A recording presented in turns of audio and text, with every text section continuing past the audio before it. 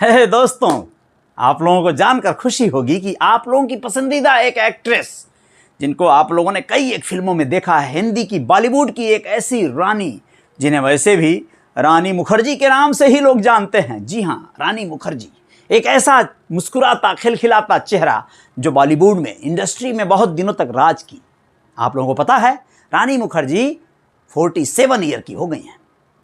21 मार्च 1978 में उनका जन्म हुआ था। जी हाँ दोस्तों, और रानी मुखर्जी यूं तो फिल्मी बैकग्राउंड से ही बिलोंग करती हैं, लेकिन इसके बावजूद भी ये कहना अतिशयोक्ति नहीं होगी कि उनका मन इंडस्ट्री में आने का नहीं था, एक्ट्रेस बनने का तो बिल्कुल नहीं था।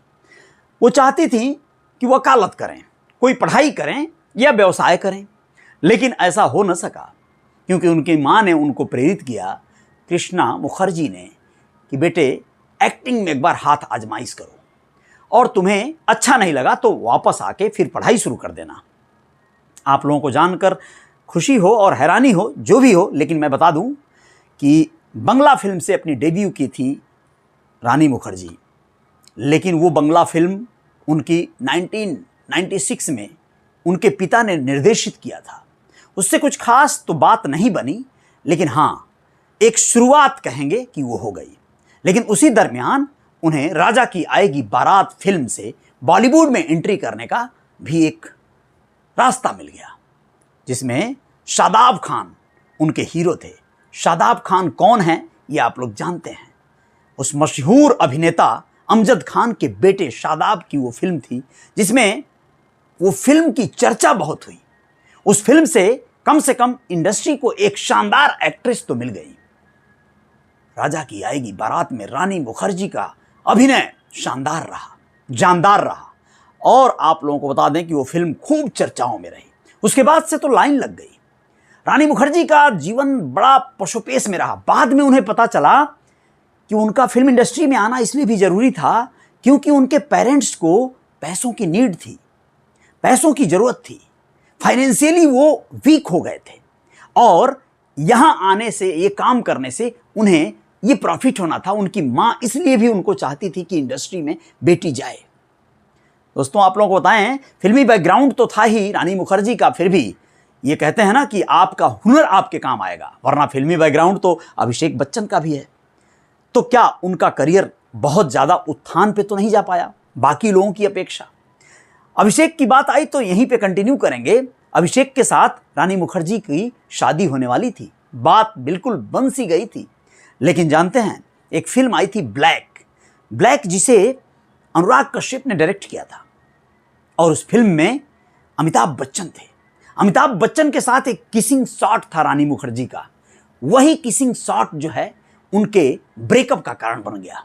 वो किसिंग शॉट पसंद नहीं आया किसको? जया बच्चन को, अभिषेक की मम्मी को। अभिषेक की मम्मी के बारे में तो आप बहुत सारे किस्से जानते सुनते ही हैं। उनकी मम्मी बहुत अपने आप में एटीट्यूड और बहुत सारा मैनर्स मेंटेन करती हैं।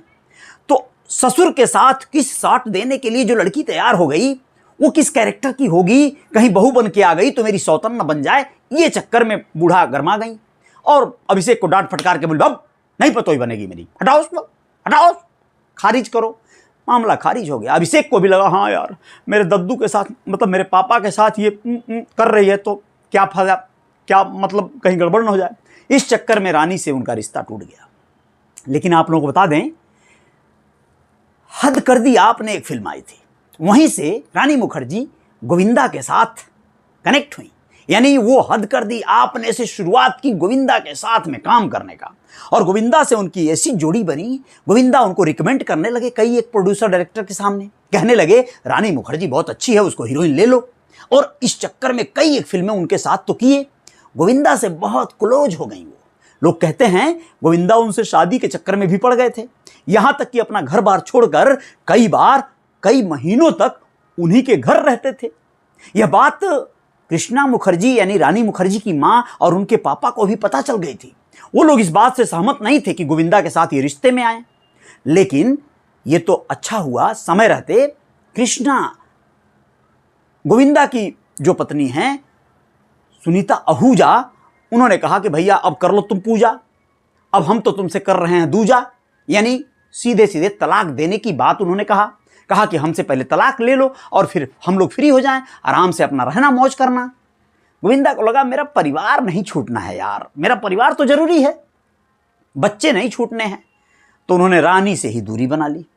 ये रानी से दूरी बनाना, रानी से पूछने पर यह पता चलता है कि रानी मुखर्जी को गोविंदा ने बहुत सपोर्ट किया था और बहुत ज़्यादा अच्छे इंसान होने के नाते वो सेट पे बहुत सारी कहानियाँ, किस्से, चुटकुले, गुदगुदी करते रहते थे लोगों में। तो रानी को यही उनका स्वभाव पसंद आ गया था।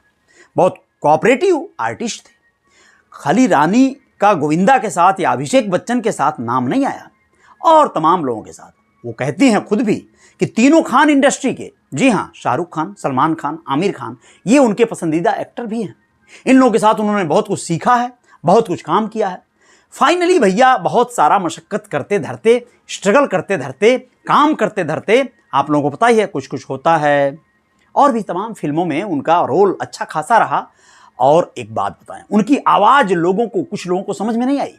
विवेक शर्मा जो डायरेक्टर हैं, उन्होंने यश चोपड़ा बैनर पे, यशराज फिल्म्स बैनर पे बताया कि उनकी आवाज़ ओरिजिनल रखी जाए। उसके पहले तो लोग उनकी आवाज़ को डब करवाते थे। जी हाँ, कई एक फिल्मों में मोना ने उनकी आवाज़ डब की थी, लेकिन बाद में उनकी आवाज़ को विवेक ने जब सुनाया यशराज बैनर पे यश चोपड़ा साहब को, तो फिर वहाँ पे काम बन गया। ये काम बना कि आगे से कंटिन्यू रानी मुखर्जी की आवाज़ ही सबको पसंद आने लगी, क्योंकि वो खुद अपनी डबिंग करने लगी।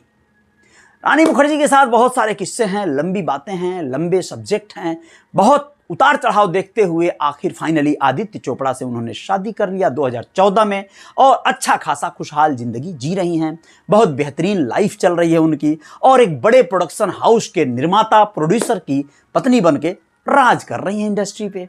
अब तो वो फिल्मों का प्रोडक्शन भी करती हैं। अब उनकी कमबैक उन्होंने 2022 में किया था, और इस तरह का तमाम एक ऐसे स्क्रिप्ट पे भी काम करती हैं जिसमें हीरोइन को प्राथमिकता दी जाती है, मेन लीड में एक्ट्रेस ही है। तो आप लोग क्या कहेंगे रानी मुखर्जी को, और किस तरह शुभकामनाएं देंगे? रियल रिपोर्टर न्यूज स्टार पे आप लोग लिख के कमेंट में बता सकते हैं। बाकी वीडियो पसंद आए तो लाइक कर दीजिएगा, शेयर कर दीजिएगा, चैनल को सब्सक्राइब नहीं किए हैं तो कर लीजिएगा, ऑल वाला बटन और घंटे वाला आइकॉन दबा दीजिएगा। जय जयकार जारी रहेगी। बाकी मुझे फेसबुक पेज पे, इंस्टाग्राम पे और मेरी वेबसाइट पे ज्वाइन कर सकते हैं। नमस्ते, जय हिंद, जय भारत, गुड मॉर्निंग।